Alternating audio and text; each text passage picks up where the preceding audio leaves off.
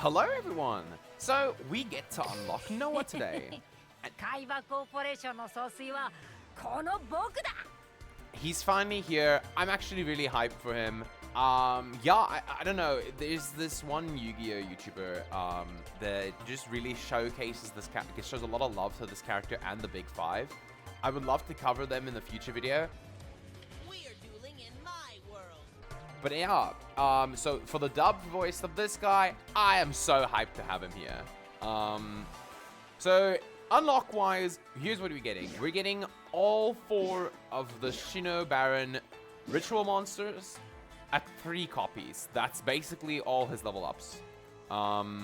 There are no tickets that I see here. Brad will be very happy. Yeah, no, that's actually really nice. We got skill chips instead of the tickets, and we've got 3 copies of each card. Beautiful. We couldn't have asked for more. So, in terms of what he brings with him to the table, in terms of skills, his deckmaster skill is pretty cool. It has no cost, no restrictions, nothing. You just slap this in any deck for no reason, and then you can just play Shinato from outside of your deck. It's once per duel each skill. You summon Shinato out of nowhere for no cost, nothing, and then you flip it face up, so at least they have some way to respond to it. If they don't get the Shinato off the field, if you have the Shinato, you have your opponent's life points, so you can just OTK them out of nowhere. That's nice, that's cool, that's fun. Sure, pop off, Konami. Then nothing else spectacular. Urgent Ritual is a new skill they added, but basically it's once per turn, each effect. One effect each per turn. My rambling, my words. Okay, by words.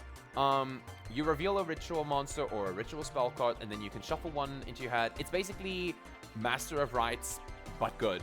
Even better. It's a buffed version of Master of Rites. Would have preferred they just buff Master of Rites, but I guess, I don't know.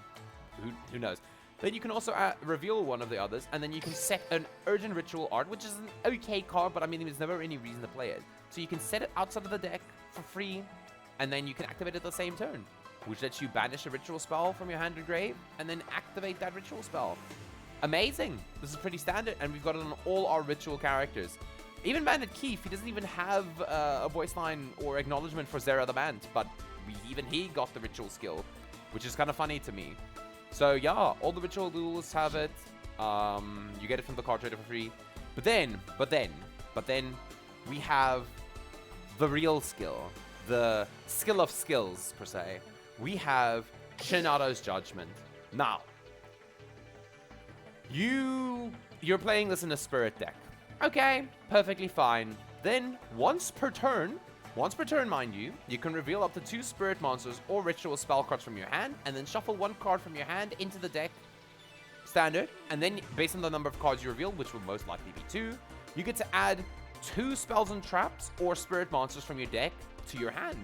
Okay, perfect. That's an amazing skill. Just right there. Amazing. This is huge for spirits. You can get the +1 each turn, search the missing cards you have. Like, this is so crazy. I think Mechlord especially showed us just how good spirits are, like, as an engine for Xyz plays and stuff. But then again, you can't really play the Exorcisters with this. But regardless, you know, I don't think you need to play them. Whatever, it doesn't matter. But anyways, like the old South African Mug and Bean ad, you know, the little kid that says, put more in! Put more in. They did that with this skill. They did like that skill on its own. Perfectly fine. No, put more in. Then, so if your opponent dares to control a monster, you can play 1 Shinato from outside of your deck in face down defense position, and then you flip it face up. If your opponent does not get rid of that Shinato that you have just flipped face up, you get to add a Change of Heart from outside of the deck to your hand. A card so strong, allegedly, that we still don't have it in the game. That's nice. That's pretty cool. How fancy. How wow. So, yeah, really pushed skill for no reason. Again, effect 3 and 4 didn't need to be here, but it is here. So, yeah, that's going to be fun. The spirit player will just steal your monsters for free and then link it off into something. So, that's pretty funny. That's pretty crazy, actually. Don't know if this will be how good this will be. I mean, the shinobarons are cool. I won't lie. So this seems like a very viable free-to-play strategy now that I think of it. That sounds crazy. Are spirits gonna be good? Probably not. But we'll see. Anyways, then my favorite part, the voice lines. So, I think if anyone has dueled against him with the voice lines turned on, you would have seen that he has already got...